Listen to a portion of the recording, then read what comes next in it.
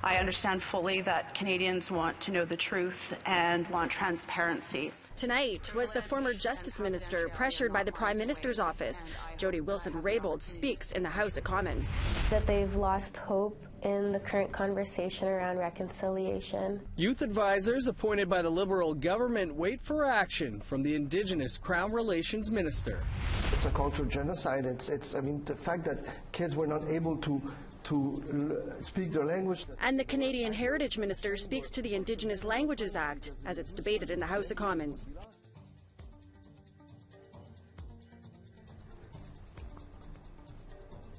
Good evening. Welcome to APTN National News. I'm Dennis Ward. And I'm Melissa Ridgen. Today, Jody Wilson Raybould spoke inside the House of Commons for the first time since the SNC-Lavalin scandal broke. She abstained from voting on an amendment to a motion brought by NDP MP Charlie Angus. He wants an independent inquiry into whether there was political pressure brought on Wilson Raybould to intervene in SNC-Lavalin's criminal case. Here is her answer. The reason for my abstention is that the matter in part has to do with me personally, and I do not think that it is appropriate for me to vote on a matter that has to do with me personally. I have said that I am seeking counsel on this matter of what I can and cannot say. I understand fully that Canadians want to know the truth and want transparency. Privilege and confidentiality are not mine to waive, and I hope that I have the opportunity to speak my truth.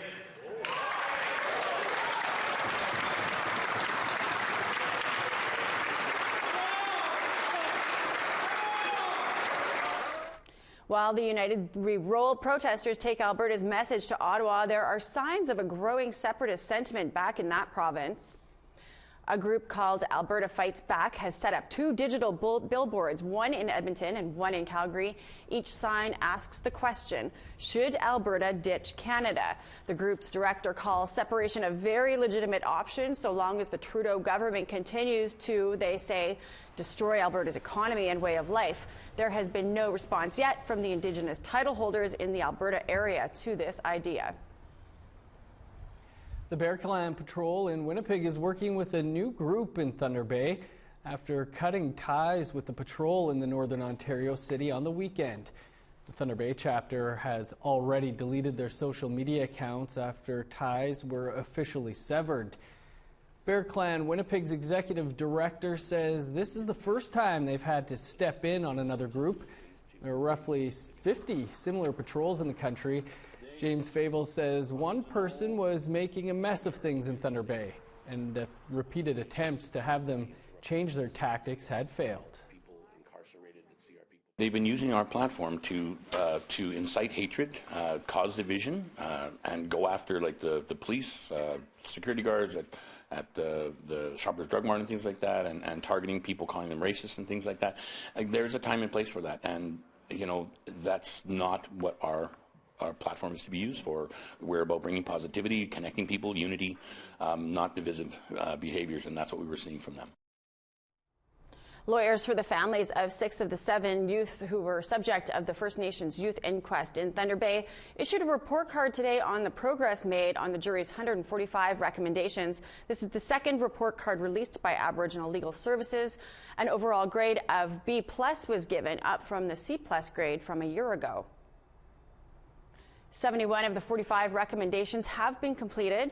This time around, the Thunder Bay Police Service was not given a grade. That's in part due to a recent police watchdog report that found the investigations into the deaths of 4 of the 7 youth were inadequate. The police service says it's making changes based on that watchdog report. Indigenous youth advisors who were appointed by Crown Indigenous Relations Minister Carolyn Bennett are speaking out. They feel a report they compiled and handed over to the government in June 2018 is collecting dust rather than being acted upon. And they say youth are increasingly skeptical of the government's reconciliation talk. What we feared initially is actually what's coming to happen, is that the report is not being implemented. It's most likely sitting on a shelf somewhere. Andre Baer was one of 3 Indigenous youth advisors appointed by the Liberal government in 2017 to head up Indigenous Youth Voices. Their goal was to help implement the Truth and Reconciliation Commission's call to action number 66. Number 66 calls on the federal government to establish multi-year funding for community-based youth organizations to deliver programs on reconciliation and establish a national network to share information and best practices. Indigenous Youth Voices handed in their roadmap in June 2018, and they say nothing's happened since. It's really, really unfortunate, not only for us as advisors, but for youth across the country. To compile the roadmap, the advisors met with youth groups, hosted a national gathering, and conducted a nationwide survey. We heard young people tell us that in some cases they didn't believe in reconciliation, that they've lost hope in the current conversation around reconciliation. We asked youth at a gathering in Thunder Bay whether they believed the Government of Canada was serious about reconciliation. I don't really get the feeling that that commitment's there. Like maybe the whole idea of reconciliation, maybe it sounded easier than it actually is. Lyndon Wabus feels Canada is not living up to its word. It's frustrating because they made so many promises and they're not even keeping those promises. That is a sentiment echoed in the roadmap. Advisors hope the government hears what the youth had to say and don't take it personally or get offended by it. There's historical truths in the roadmap. Young people had to share their truths and the negative impacts that the Canadian government has had on their lives, past and present. And sometimes it's hard to hear the truth. The youth advisors say they will continue to push for their roadmap to be implemented. It's time for action. It's totally time for action. We cannot rely on words and false promises any longer. A statement from the minister's office says Crown Indigenous Relations and Northern Affairs Canada is currently reviewing the advisor's work to inform next steps for the way forward. We need to take a quick break, but there's still more news to come. But first, here's a look at Thursday's weather forecast.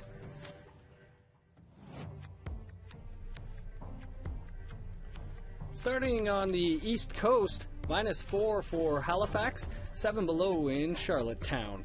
Sunny skies and -18 for Nain, -15 for Happy Valley, Goose Bay, -6 with snow in Saguenay, snow and -2 for Quebec City. +1 with some snow for Toronto and Sarnia, 0 in Ottawa, -2 and snow for Thunder Bay, snow and 6 below in Sioux Lookout, -18 under sunny skies for Puckatawagan, 23 below in Churchill, snow with -11 for Winnipeg, -12 and snow in Brandon, -15 for Regina and Saskatoon, 13 below for North Battleford, -13 in Buffalo Narrows and Meadow Lake.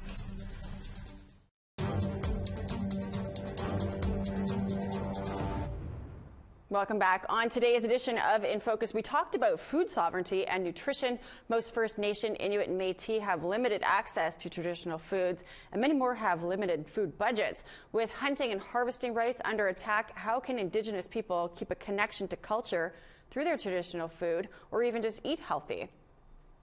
There have been, at least that I know of, 5 other cases of Métis people being charged in Northeast Alberta. In each instance, the Crown dropped the charges before it did go to trial, and this is another one where Métis people, I feel, are being harassed for trying to exercise their rights, and so we do have to mount a defense whenever this happens and try to defend the rights of our people. Especially talking about food sovereignty, I think there's a lot more programming around food sovereignty and kind of that push towards it, which I think is really important. And of course, traditional foods are very important, not only culturally, but nutritionally as well, right? They generally include lean traditional meats that are high in iron and other vitamin and minerals. They also include fibrous fruits and vegetables and good fatty fish. So we want to include traditional foods as much as we can. That being said, it is going to, we're not going to be able to go 100% back to traditional foods. We have to kind of consider that store-bought foods are going to be a part of our lives. But I think if people can include it in their diets, then I think that's a good thing. Legislation for the highly anticipated Indigenous Languages Act has been introduced in the House of Commons. While First Nations and Métis leaders applauded the bill, Inuit groups were less impressed. And there are some who feel the act is merely a symbolic gesture. For more, we sat down with the Heritage Minister, Pablo Rodriguez. Minister, thanks for joining us here. Can you tell us a bit about how this legislation will protect Indigenous languages? Well, first of all, it's I would say more than a legislation. It's something absolutely fundamental to protect and to revitalize Indigenous languages. And has been worked with all national groups for 2 years, right? It's co-developed with the Inuit, with the Métis, with the First Nations. So the way it's going to happen is we're going to provide stable and long-term funding, and we're going to develop what the programs with the Indigenous people, because they know what they want. I'm not the one that's going to tell them what they should do, because their needs are different based on regions, on languages, this and that. But the objective at the end is to revitalize, to protect Indigenous languages. They are being lost very quickly. So what type of funding and programs are we talking about? Well, it's going to be stable and long term. So we're working on the numbers with the different groups, but we want to make sure that the money flows to the different communities based on their needs. This bill is fundamental because it answers 3 calls to action, 13, 14, and 15, based on Indigenous rights. It also advances UNDRIP, the United Nations Declaration on Indigenous Rights. So, and most importantly, we sat down for almost 2 years with the different groups, sometimes on a daily basis, discussing with them, because it's about them. That bill is not for me. It's for Indigenous people, and most importantly for their children and grandchildren. You mentioned sitting down with the groups, but Inuit Tapiriit Kanatami said that they were in no way part of putting this bill together and have spoken out against it. How do you respond to that? Well, they were with us since day one working on this. They would like the bill to go a bit further, and as I said, my door is still open. It's always open, and it will always be. So the bill is going to a committee. It's going to be debated, discussed at a committee. We keep meeting with them. But first, you need a bill. If you want to improve it, you need the bill. You need to table it. And so the bill has been tabled. Next week, it's starting at committee. I'm there for an hour. And as the bill advances in Parliament, we're still discussing with all groups to see how we can improve it, how can we add more things inside. But without a bill to start with, we can't do anything. So there's still time to have changes and still get this legislation passed and through committees and Senate? Yes, because it's an absolute priority for us, and I hope we'll get the support of all the parties, but it's a priority for the Prime Minister, for myself, the government, and I would say all Indigenous people across the country. So many languages have been lost already, so now it's time we draw a line, we say it's enough, we start revitalizing, protecting the languages for future generations. There are some who feel that this is a symbolic gesture and wonder why not give official language status. Well, it's definitely not just symbolic, because again, it's a clear answer to 3 of the calls to action, 13, 14, 15. It creates the Office of a Commissioner that will tell us if we're doing the right thing or not, give us recommendations. There will be, again, long-term stable funding. The solutions will be decided by the Indigenous people themselves. Some may decide they go right away to education, others through producing books, dictionaries. I mean, there's so many solutions, but it's up to the different groups to tell us what to do, because they know better. And so you haven't heard from the groups what type of funding there needs to be, stable funding? Well, we're discussing with them, but we'll make sure that the funding is there. And actually, it's a commitment. It's in the bill. It's very rare. I don't remember seeing a bill where the government commits in that bill long-term and stable funding. I've never seen that. But no actual firm number, I guess. So it will come soon. You're someone who speaks a number of languages yourself. What does it say to you that, you know, many of these languages, all these languages, were once outlawed by this country? It's awful. It's awful, and it's. I don't even. There's no name to describe what has been done by a succession of government to the indigenous people.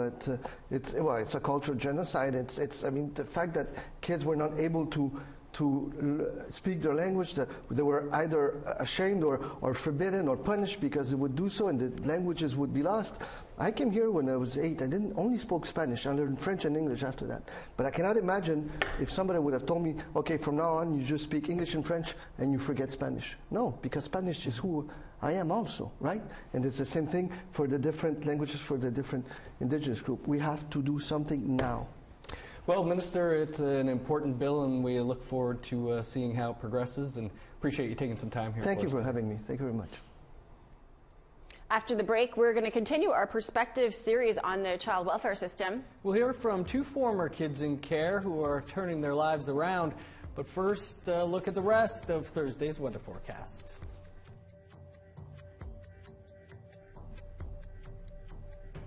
Picking back up in northern Alberta, sunny skies and -10 for high level, -9 in Fort McMurray, 11 below for Medicine Hat and Red Deer, -10 in Calgary, +5 under sunny skies for Vancouver, 8 above for Tofino, -8 in Fort Nelson, 5 below for Dease Lake. In the Yukon, -21 in Old Crow, -6 with snow for Whitehorse, -9 in Fort Liard and Trout Lake, 17 below in Norman Wells.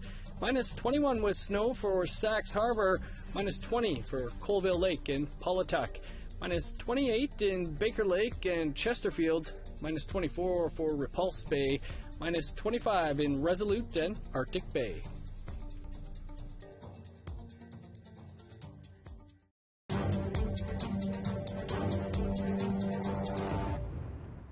Welcome back. There is no question that Indigenous children in foster care are largely overrepresented across Canada, and once they are aged out, many face difficulties that can affect them for the rest of their lives.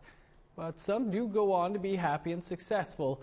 APTN's Tina House takes a look at 2 former kids in care who are turning their lives around and changing the lives of others still in the system. There's our mom with Christine. Oh my God. Today, Chris Tate and his older sister Marilyn are looking through old family photo albums. Yeah, some of these I don't remember at all, so it's really cool. Like I feel like that one I feel like I kind of remember. This one I don't. So that's cool. Chris and his sister, along with their 5 other siblings, were all put into care at an early age. For a while, Chris was in the same home with a few of his brothers, but it didn't work out, so he was moved around. He says that from the age of 3 years old until he aged out, he was in around 20 different homes in Sechelt, BC. He also says he endured a lot, and his memory of his childhood isn't great. But these photos are like filling in a childhood he never knew. It's like eerie seeing yourself when you're super small, so. But it's cool because paints a better picture. Chris says his connection to family has helped him, and he reconnected with his sister when he was 17. And today, they decided to share Family Day together along with a few friends.